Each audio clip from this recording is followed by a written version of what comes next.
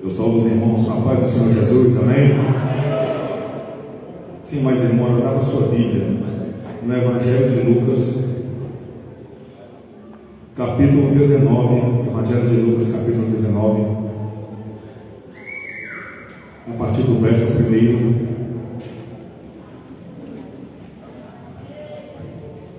Louvado seja o nome do Senhor. Todos encontraram?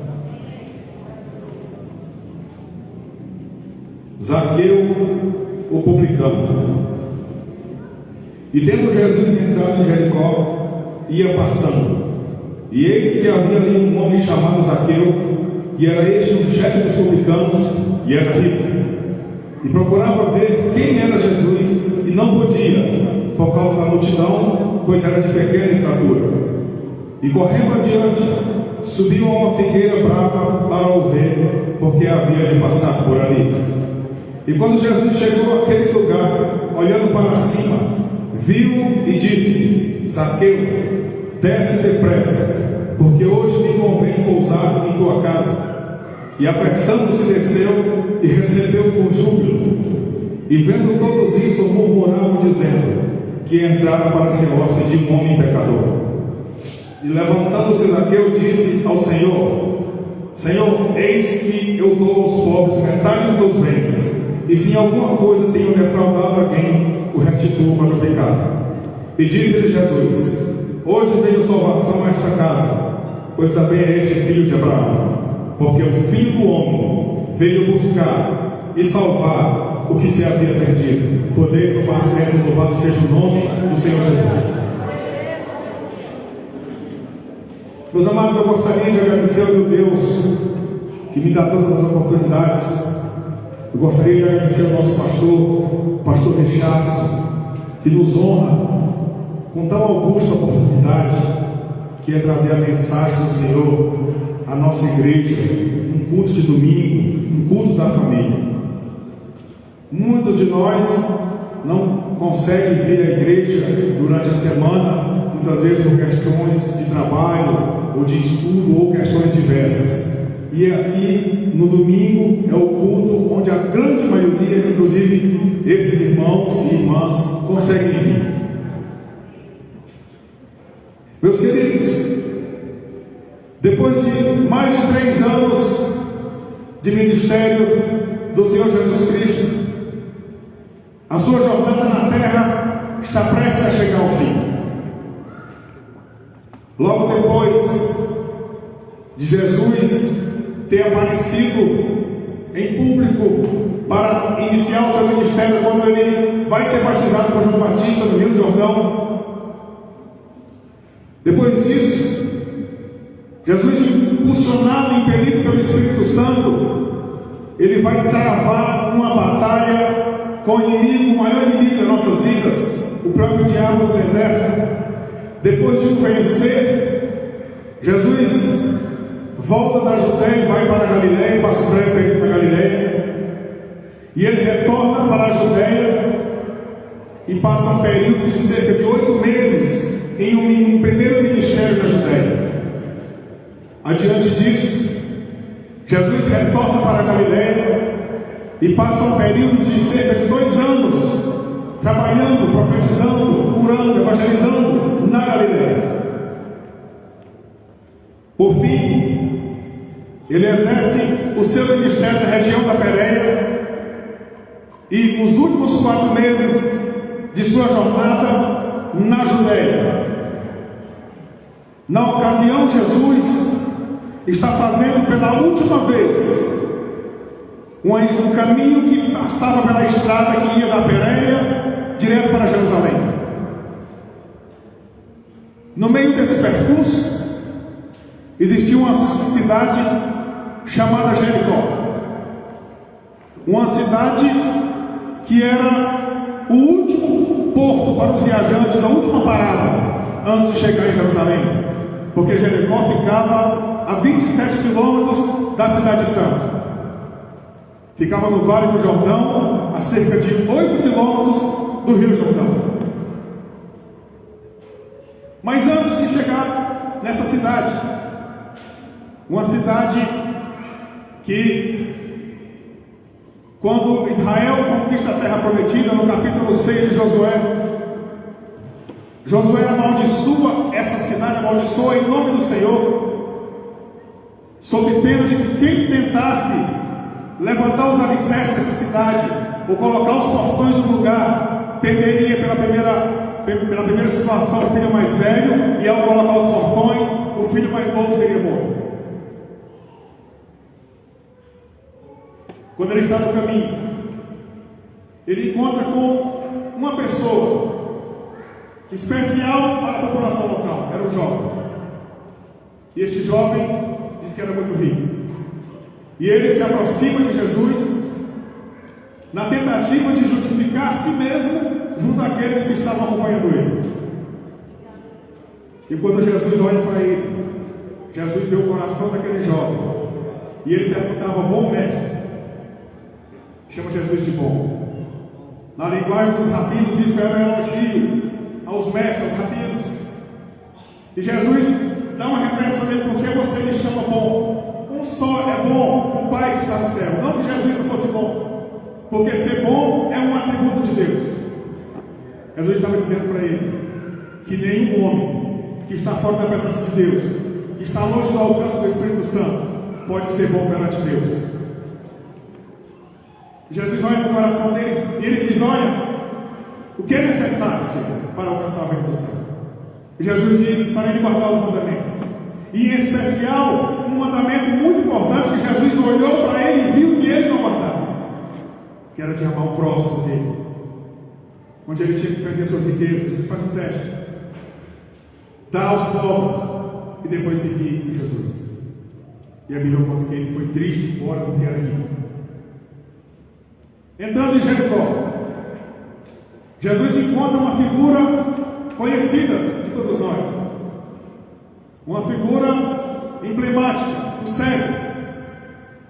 E este homem, contrastando com o primeiro rico que ele encontra, era extremamente pobre e miserável.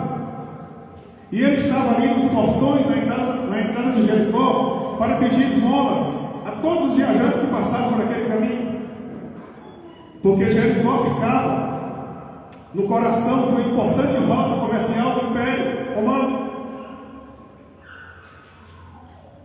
Em Jericó era produzido um unguento tirado do bálsamo, que um escritor do primeiro século, Flávio Joséfos, num livro escrito por ele, chamado Antiguidade dos Judeus, vai chamar a coisa mais preciosa que existe, porque este unguento era usado para a cura de cegos que vinham de todo o Império tentar buscar uma cura para a sua deficiência. E Jesus restabelece a visão daquele homem quando ele estava na cidade. Cura aquele homem, um homem pobre, um homem miserável. Porque quando nós olhamos lá no Evangelho de Lucas também, no capítulo 4, no versículo 18 e 19, quando Jesus está no sábado na sinagoga, que ele pega o livro do profeta Isaías para ler, e ele lê na altura do que seria hoje Isaías 61, versículo 1 em diante para nós. E ele vai dizer: o Espírito do Senhor está sobre mim, pois que me ungiu para evangelizar os pobres, e me enviou a curar os quebrantados de coração, a pregar a liberdade aos cativos, dar vista aos cegos e Bartimeu, pôr em liberdade os oprimidos, eu e você antes e agora, e anunciar o ano aceitável do Senhor. Quando ele entra na cidade, ele ia passando por uma das ruas de Jericó, e era comum na cidade de Jericó muitas palmeiras, muitos sicômoros ou figueiras bravas nas ruas e em algumas avenidas. Elas davam sombras para as pessoas. Não foi coincidência Zaqueu ter achado uma figueira perto de Jesus, é porque tinha muitas figueiras enfileiradas nas ruas. Jericó já era uma cidade belíssima antes de Herodes I. Herodes o Grande e seu filho Arquelau embelezaram muito mais ainda essa cidade. Eles construíram um palácio de inverno na cidade, eles construíram um teatro e várias outras obras. E diz que havia ali um homem chamado Zaqueu.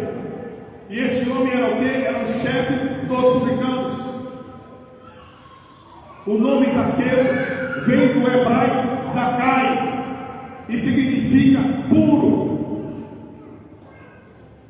Ora, os publicanos eram considerados impuros pelos judeus,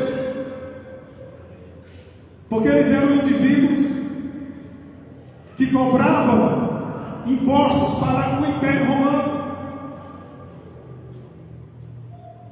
Ainda na narrativa de Lucas, capítulo 3, quando João Batista batizava lá no Vale do Jordão, diz que os publicanos chegavam para ele, depois do discurso de João Batista, e perguntavam: mestre, o que nós devemos fazer?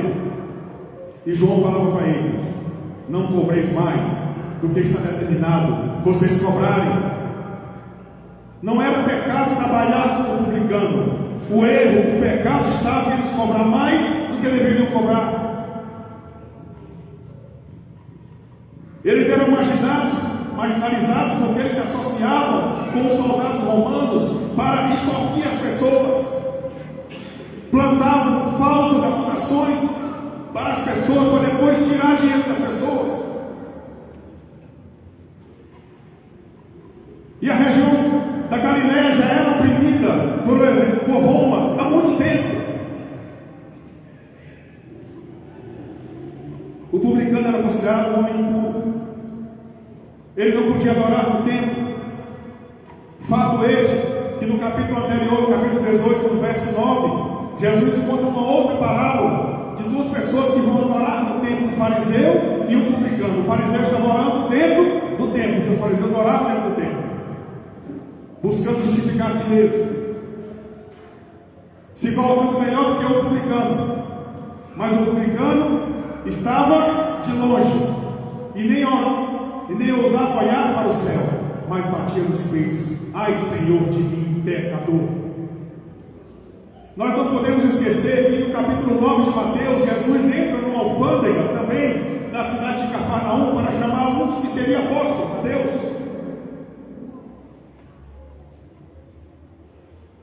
E diz que ele era rei. Mas o pecado de Zaqueu não era ser rico. Nós costumamos demonizar a riqueza muitas vezes. Muitas vezes cria o estereótipo de que o servo de Deus e a serva de Deus tem que ser pobre e miserável. Quando eu olho para o livro de Eclesiastes, capítulo 5, no verso 19, quando o rei Salomão, falando de si mesmo, ele dizia: quanto ao homem a quem Deus deu riquezas e fazenda e poder para delas comer, e para juntar a sua porção, e para gozar do fruto do seu trabalho, isso é dom de Deus. A palavra dom no hebraico, matat, está relacionada com presente, recompensa. Deus pode abençoar você e eu. Deus pode colocar riqueza sim na sua mão. Não era a maldição de Zaqueu ser rico. Mateus 26, 24 diz o quê? Ninguém pode servir a dois senhores, porque há de odiar um e amar o outro, ou se dedicará a um e desprezará o outro. Não podeis servir a Deus e a Mamon. Nós falamos hoje cedo na escola bíblica. Mamon é do grego mamonas, personificação da riqueza. Quando o dinheiro deixa de ser um servo seu e passa a ser seu senhor, isso é pecado. Nós não podemos esquecer que o rei Davi precisou acumular riquezas, depois que o Senhor disse que ele não iria construir o templo do Senhor, porque era um homem com as mãos cheias de sangue. Ele teve que passar a travar várias lutas para acumular riquezas, para quando seu filho fosse construir o templo, está tudo preparado. Nós precisamos olhar aqui em 1 Crônicas, capítulo 29, quando Davi vai conclamar a nação a ofertar para o templo. Ele dá uma oferta muito especial do seu tesouro pessoal: 3.000 talentos de ouro. Um talento é 34 quilos, 424 gramas. Multiplica aí 3.000 por 34 quilos, irmãos. É muito ouro, né, pastor? E o ouro não era qualquer ouro, não. Era o ouro de Ofir, o melhor. 7.000 talentos de prata, quando a prata tinha muito valor. Fora o cobre, fora a madeira, fora o tecido. colheita da oferta do tesouro pessoal. Alguns aí fizeram uma conta nos valores de hoje, 8 bilhões e meio de reais. Tem gente que quer dar 80 às vezes. Não tinha apego com dinheiro. Não se importava com dinheiro. Tanto que ele diz no Salmo: sou pobre e necessitado, já era rei, mas o Senhor cuida de mim. E quando ele dá essa oferta milionária, ele diz: quem sou eu, Senhor? E quem é o teu povo para te dar tão semelhantes coisas? Pois que tudo vem de ti, Senhor, e da tua mão te damos. Foi o que o diácono Cleiton leu aqui sobre o dia das ofertas. Deus nos dá 10, pede para devolver 1. Deus nos dá 100, pede para devolver 10. Para quê? Para que haja mantimento na casa do Senhor. E ele procurava ver quem era Jesus e não podia por causa da multidão, pois era de pequena estatura. Meus irmãos, Zaqueu era um homem importante. A palavra usada aqui para chefe dos publicanos, que não é encontrada em nenhum outro lugar do texto bíblico, significava literalmente comissário de todos os impostos. Ele era um homem rico, era um homem importante, não obstante era desprezado pelos seus compatriotas. Mas quantos ricos nós não vemos hoje, irmãos, que não tem nem aí o desprezo da sociedade, daqueles que estão sendo prejudicados por eles às vezes. E ele ouve falar que Jesus estava na cidade.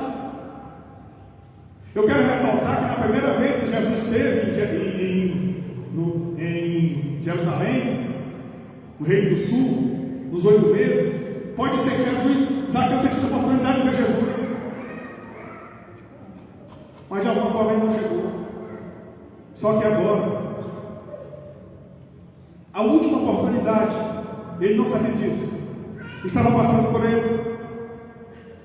Nós vemos aqui não um pecador em busca de um Salvador, mas nós vemos um Salvador em busca do pecador. Porque lá em Romanos capítulo 3, versículo 11, o apóstolo Paulo vai dizer que não há ninguém que busque a Deus.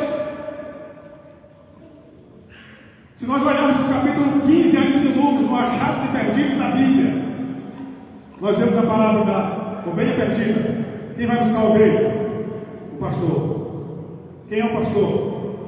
João 10, 11. Eu sou o bom pastor, Jesus fala. No versículo 14 ele diz o quê? Conheça as minhas ovelhas, das minhas sou conhecido.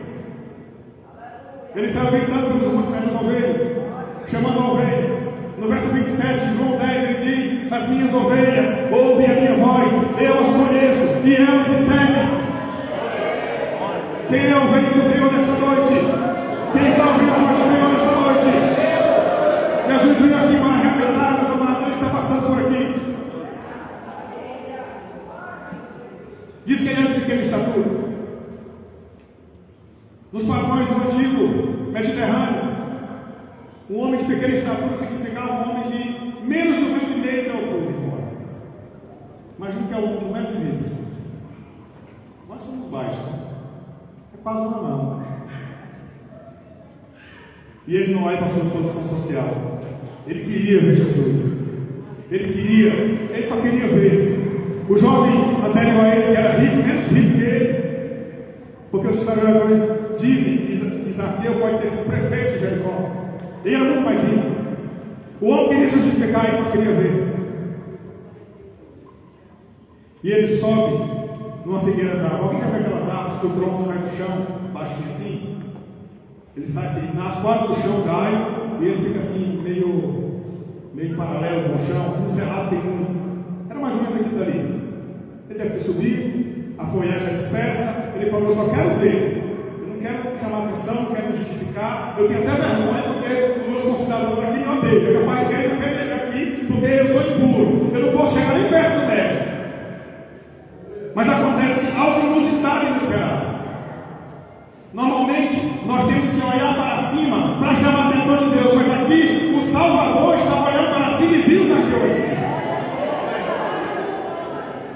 E ele diz: Zaqueu, desce depressa, porque me convém pousar em tua casa. Eu quero ressaltar aqui que a cidade de Jericó também era uma cidade dos sacerdotes. E quando Jesus entra nessa cidade, ele já vinha, deveria a notícia correr antes, né, pastor?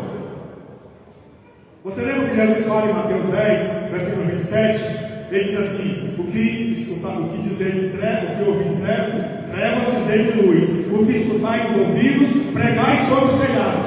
É que naquela época os repórteres eles corriam em cima dos telhados, não era slide, os eirados. Ele corria literalmente na notícia gritando em cima dos telhados, do um para o outro. Provavelmente os repórteres da época, quando viram, ele está vindo lá de longe. O cego partido está gritando, fazendo escândalo ali. Vamos começar a anunciar. E só gritando: olha, o Messias está chegando. E Yeshua está chegando. Ele sabia. Zaqueu era um homem que conhecia a lei. Ele era um judeu. Ele também era filho de Abraão. Ele conhecia o Tanakh, né, que era a Bíblia hebraica, que era a lei, os profetas e os salmos. Provavelmente eu vou dizer que aquele não era um homem especial. Não era os outros messias falsos que haviam aparecido antes. Aquele era o verdadeiro. Ele deve ter ouvido falar dos feitos de Jesus. Nós ouvimos falar dos feitos de Jesus, irmãos. Por que nós não voltamos para Jesus ainda? Por que a minha resposta não foi sim, Senhor? Ele ouviu falar que lá em Isaías 49, irmão, disse que aquele homem foi chamado desde o ventre. Ele também deve ter ouvido falar que em Isaías 49, 2 diz que a boca daquele homem era que nem uma espada. Ele também deve ter sabido que em Isaías 50, versículo 4, a sua língua era erudita, tinha erudição, falava com propriedade. Ele também pode ter ouvido que em Isaías 49, versículo 6, o Senhor enviaria a salvação dele sobre toda a terra, e estava ali agora. A salvação estava ali, porque o nome de Yeshua, Jesus, significa salvação do Senhor. E as multidões se indignam, murmuravam dizendo que ele entrava para ser hóspede de um homem pecador. Porque o Filho do Homem não veio matar, mas ele veio buscar e salvar o que se havia perdido. Em Lucas capítulo 9, versículo 56, numa ocasião em que Jesus mandava os discípulos entrar na cidade de Samaria para buscar pousada, os samaritanos se recusam a dar pousada porque percebiam que eles estavam indo para Jerusalém. Tiago e João, o servo amado João, os filhos do trovão, dizem: Senhor, o Senhor deseja que nós façamos descer, cair fogo sobre eles, como fez Elias. Jesus repreende: olha, vocês não sabem de que espírito vocês são, porque o Filho do Homem não veio matar a alma dos homens, mas ele veio salvar. Jesus está aqui para salvar você e eu esta noite.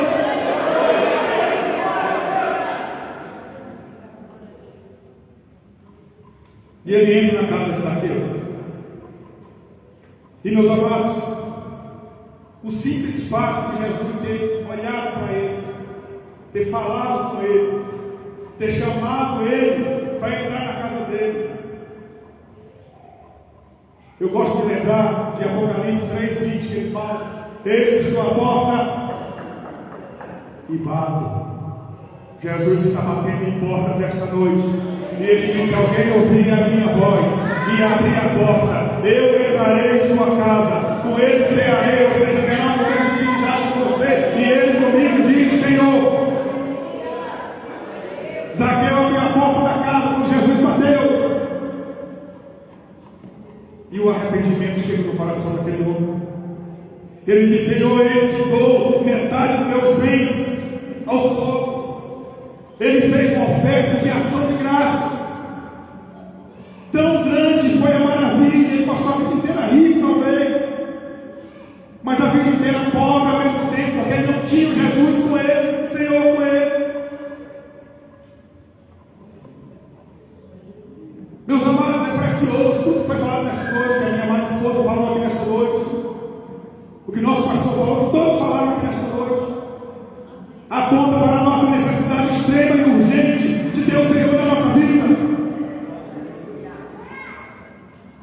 Isaías 49:6, 2 Coríntios 6:2, Paulo vai repetir: Ouviste em tempo aceitável e te socorri no dia da salvação. Eis agora aqui o tempo aceitável. Eis aqui agora o dia da salvação é hoje. Você não pode mais esperar nenhum dia, você não decidiu ainda. E se eu defraudei alguém, restituo o quadruplicado. Para resumir, a lei de Moisés, lá em Levítico 6, Números capítulo 5, Êxodo capítulo 22, diz que se alguém roubasse alguém com dolo, sem perdoar, sabe, sem dó, vendesse logo o produto roubado, ou se caso fosse um animal, cortar e matar, estrangular o animal, teria que restituir, se fosse o boi, conforme Êxodo 22:1, 5 vezes, 5 bois. Se fosse uma ovelha, 4 vezes. É por isso que em 2 Samuel 12, versículo 6, quando Natan repreende Davi pelo pecado que ele tinha cometido, fazendo uma comparação com a ovelha do homem pobre e rico, tinha dado para o viajante amigo seu. Davi se indigna, o homem merece a morte, e pela ovelha ele vai restituir 4 vezes, por causa da lei. E quando Zaqueu fala isso, ele também tinha conhecimento da lei. E ele inflige a si mesmo a pena da lei. Eu dou metade dos meus bens pobres. Se eu defraudei alguém, se ele fala isso, eu não posso falar que Zaqueu era ladrão, que ele roubava deliberadamente, que todas as operações que ele fazia fossem ilícitas, porque senão ele poderia cometer isso. Daria 4 vezes como se tivesse roubado tudo. Ele pode ter feito involuntariamente, mas ele diz aqui: se eu fiz isso, eu restituo o quadruplicado. E sabe o que Jesus fala? Hoje veio a salvação a esta casa. Hoje a salvação do Senhor veio a esta casa. Deus está chamando alguém aqui esta noite. Jesus está dizendo, a palavra está dizendo que alguém precisa dar um passo na direção do Senhor esta noite.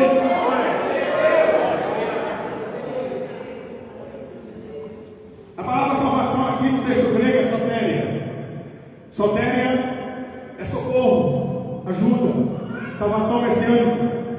E ela vem da palavra hebraica Yeshua. Yeshua é a forma feminina de Yehoshua, ou Yeshua, que é o nome de Jesus. Então salvação é Yeshua, é salvação. Quando Jesus fala isso, hoje a salvação entrou nesta casa e está falando dele mesmo. Hoje, Jesus falando, eu, da salvação, entrei na casa deste homem. Porque este homem também é filho de Abraão.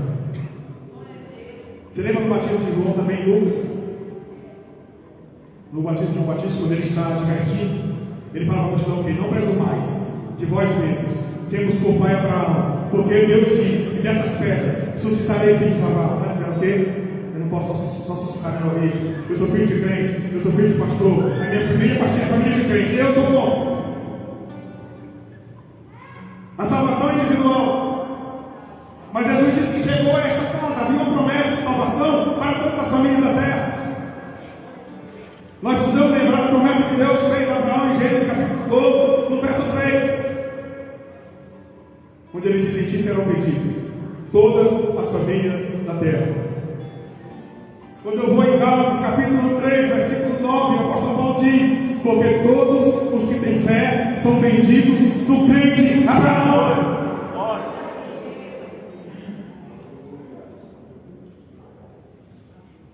É preciso ter fé. É preciso ter uma resposta à fé. E quando eu conversava com o meu pastor hoje lá na casa dele, nos recebeu lá, estava aprendendo com o meu pastor, nós falávamos de uma frase que um grande homem de Deus, o Dwight Moody, um dos heróis da fé, que está elencado nos 20 nomes de heróis da fé, né, pastor? De todo homem de Deus, desde Deus que ele escolhido, que ele diz que fé não é só um sentimento mental, é um consentimento moral. Porque lá em Tiago, capítulo 2, versículo 19, o irmão do Senhor diz o quê? Tu creres? Fazes bem. Até os demônios creem e estremecem, mas eles não podem mais ser salvos. O que é a fé? Romanos 10, 17, Paulo vai dizer: de sorte que a fé é pelo ouvir, e pelo ouvir a palavra de Deus. Porque em Hebreus 11, 6, estou encerrando, vai dizer que sem esta fé é impossível você e eu finalizo com uma fala de Jesus, muito conhecida de nós, que está em Mateus capítulo 11, do versículo 28 até o 30, é muito conhecido. Jesus diz para você que não veio: vinde a mim, todos que estáis cansados e sobrecarregados. Jesus diz: eu vos aliviarei. Tomai sobre vós o meu jugo. Sabe o que é isso? Esse termo significa: vai para a escola e aprender. Está dizendo o que vem para a minha escola aprender e aprender de mim, que sou manso e humilde de coração, e encontrareis o que? Descanso para vossas almas. Sabe por quê? Jesus diz: porque meu jugo é suave e meu fardo é leve. Se você não deu este passo na direção do nosso Jesus, vem aqui na frente nessa noite. Nós vamos orar por você. Não precisa ser mudar nada em você, não precisa fazer nenhuma mudança. Só precisa você vir. É que nem aquele doente que está morrendo, mas ele só tem que chegar na porta do hospital, e chegando lá ele vai ser cuidado. Venha daqui na frente se você não vê ainda. Jesus vai cuidar de você. Jesus vai cuidar tudo aquilo que precisava ser mudado. Não tem ninguém? Não tem ninguém? Venha até aqui à frente. Nós vamos orar por você. Jesus vai mudar a sua vida hoje. Eu vou pedir para o nosso pastor fazer essa oração. Para você receber o Pai para Jesus. A alegria do céu hoje, meus amados.